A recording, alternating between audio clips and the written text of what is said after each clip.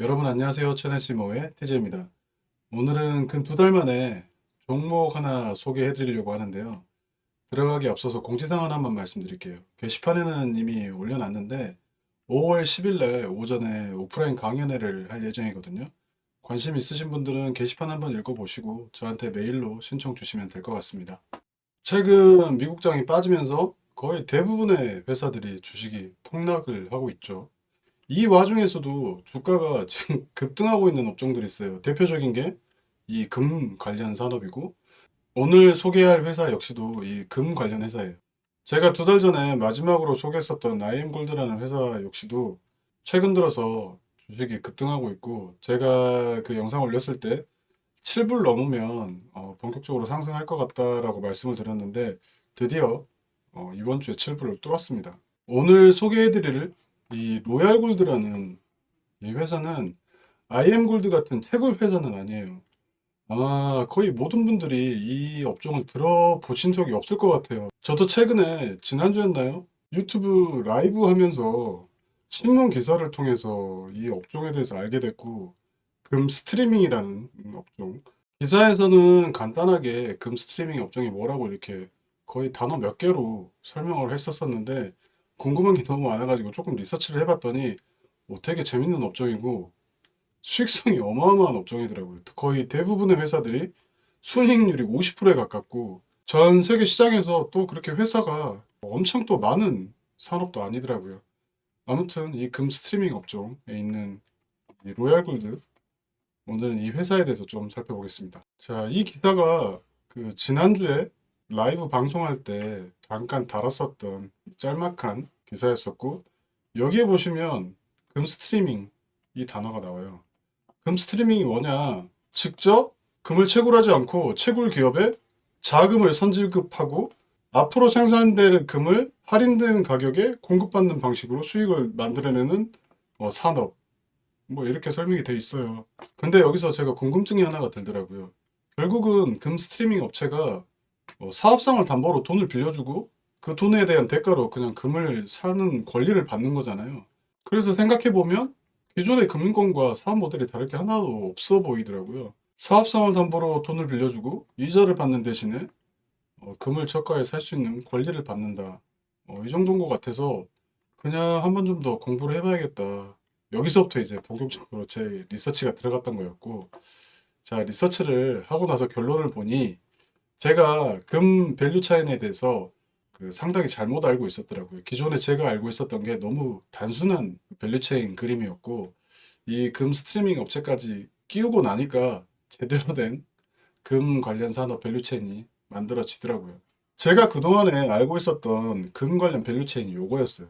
그 금광을 소유하고 있는 국가가 있을 테고, 그 국가와 금 채굴하는 업체, 제가 소개해드렸던 IM골드라든가 갈리아노 골드, 하모니 이런 업체들이 정부하고 금광 계약을 하고 금을 채굴해서 고객사한테 판매한다.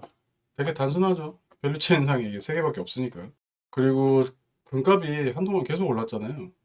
그래서 저는 이 채굴 업체 중에서도 IM골드를 얼마 전에 소개를 해드렸던 거고, 작년 초 같은 경우는 이 갈리아노 골드, 여기 이 종목을 사서 수익을 꽤 많이 봤었어요. 근데 이 채굴업체 중에서도 채굴하는 기술은 있는데 금광을 소유하고 있는 정부들하고 관계를 맺지 못해서 금광 계약을 체결하지 못하는 업체도 있을 것이고, 기술은 있는데 돈이 없어서 직접적으로 땅을 파지 못하고 발말 구르는 업체도 있을 거잖아요. 프리미엄 업체가 하는 일이 결국은 금광을 소유하고 있는 정부하고 먼저 금광 개발 계약을 체결한 다음에 채굴업체한테 이 금광을 임대를 하거나, 또는 채굴업체가 돈이 없어서 금강 개발을 시작을 못할 경우에 자금을 대여해주는 이런 역할을 하는 거예요. 스트리밍 업체라는 회사들이. 그래서 이 스트리밍 업체들의 수익 모델은 크게 두 가지로 볼 수가 있어요. 첫 번째, 로열티 수익인데 이게 뭐냐면 금강을 임대주고 임대료 받는 거, 이거를 로열티 받는다고 업계에서 그렇게 얘기를 하거든요. 금강을 보유하고 있는 국가로부터 채굴권을 먼저 사서 채굴회사한테 빌려주고 거기에 대해서 수수료를 받는 건데, 임대료를. 그 임대료가 대충 어떻게 형성이 되냐면 채굴회사 전체 매출의 1에서 3% 정도, 요 정도를 로열티 명목으로 뜯어갑니다. 수익으로.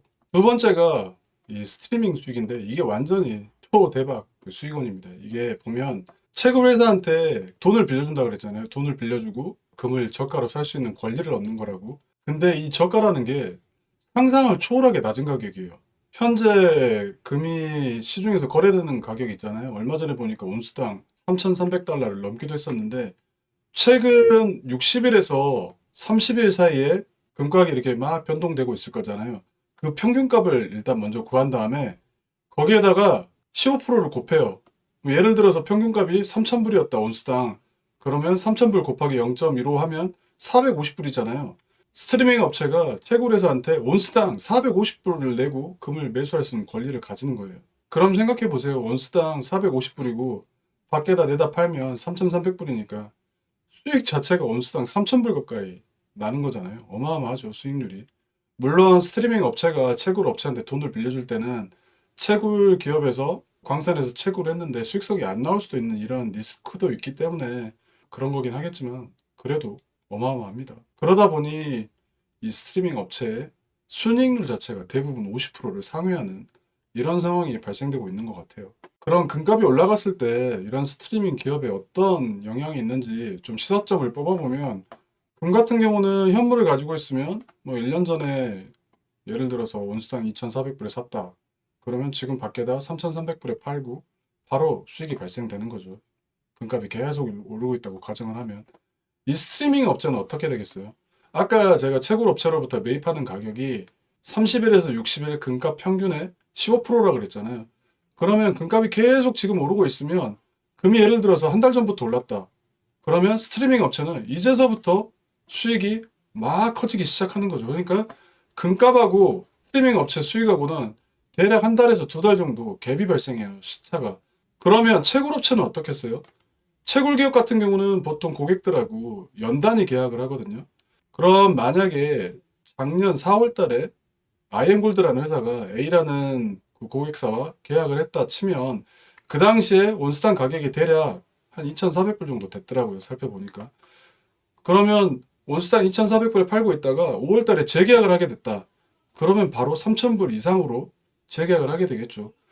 그러니까 채굴업체 같은 경우는 금값이 지금 막 오르고 있다. 계속 상승하고 있다고 해도 바로 수익으로 반영이 되는 게 아니라 재계약이 돼야 수익이 높아지는 거죠. 그래서 채굴업체 같은 경우는 지금 금값 상승이 수익에 본격적으로 반영이 되려면 한 6에서 12개월 정도 걸리는 것 같아요. 왜냐하면 재계약을 해야 금값 상승분이 반영이 되는 거니까. 요약을 하면 지금 금값이 상승하고 있다? 그러면 스트리밍 업체의 수익은 한 1에서 2개월 뒤부터 오르기 시작하고 채굴 업체는 6개월에서 12개월 뒤부터 오르기 시작한다 이거잖아요. 4월 들어서 특히 금값이 지금 폭등하고 있는데 이때 금 현물 못 사서 투자기에 놓쳤다고 생각하시는 분도 계실 거고 지금 사자니 금값이 너무 비싸서 좀 주저주저 된다 싶으면 그냥 스트리밍 업체 지금 주식 사면 될 것 같아요. 왜냐면 금 상승분하고 스트리밍 업체 수익 상승분하고는 시차가 발생하잖아요. 한 1, 2개월 정도. 그리고 스트리밍 업체 투자 기회도 놓쳤다. 그러면 채굴 업체 투자하시면 될 것 같고요. 아이엠골드 같은. 지금 금값 상승이 한 6개월에서 12개월 뒤에 반영이 될 테니까. 아무튼 투자자 입장에서 보면 이런 시사점을 찾을 수 있겠더라고요. 그래서 스트리밍 산업 쪽에서 괜찮은 회사가 있나 하고 좀 리서치를 해봤더니 이렇게 한 3개 정도를 제가 찾았어요. 위튼 프리셔스 메탈, 그 다음에 오늘 살펴볼 로얄 골드, 마지막으로 프랑코 네바다라는 회사. 이 3개 회사 차트를 다 봐봤는데 그 중에서도 로얄 골드가 제일 낫더라고요.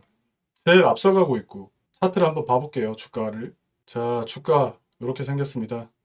근데 잘 보시면 여기 2019년도 있잖아요. 여기 이때서부터 최근까지 거의 이 부분이 보시다시피 박스권이에요. 한 6년 정도 박스권에서 막 왔다 갔다 하고 있다가 얼마 전에 이 지지하고 있던 155불 정도 되는 것 같은데 이 선을 뚫었어요. 뚫고 이제 막 상승을 시작한 이런 모습을 보이고 있어요. 주중에 거의 190불 때까지 올라갔다가 이제 살짝 눌림이 나와서 돌파했던 155불 지지를 확인하러 지금 내려가고 있어요. 저 같은 경우는 지금 185불부터 1차 다 맞거든요. 앞으로도 한 175불 때, 요때 조금 담을 생각이고, 165불까지 오면 이렇게 3번 정도 남아서 담고 들고 한번 가볼 생각이에요. 여러분도 이 로얄골드나 로얄골드하고 비슷한 아까 봤던 회사들 있었잖아요. 그거 한번 살펴보시고 괜찮다 싶으면 들어가는 것도 지금 시점에서 나쁘진 않을 것 같아요. 금값이 계속 오르고 있고 지금 분위기가 안전자산 중에서도 다 특히 금으로 몰리고 있는 상황이다 보니 한동안은 나쁘지 않아 보입니다. 그리고 만약에 예상과 달리 주가가 하락하면 손절하고 나오면 되니까. 계속 IM골드 이야기를 했었으니까 2달 전에 소개드렸던 IM골드 차트는 어떻게 됐는지 잠깐 봐볼게요. IM골드 역시도 여기 거의 이게 지금 박스권이었는데 박스권 바로 돌파를 했죠. 이번 주에. 그래서 8불 위로 올라갔다가 살짝 지지 확인하러 내려오고 있는 상황이에요. 이렇게 오늘은 금 스트리밍 산업에 대해서 좀 알아봤고요. 그 중에서도 로얄골드 회사가 괜찮아 보였다. 이렇게 마무리하고 저는 다음 시간에 또 다른 회사로 찾아뵙겠습니다. 감사합니다.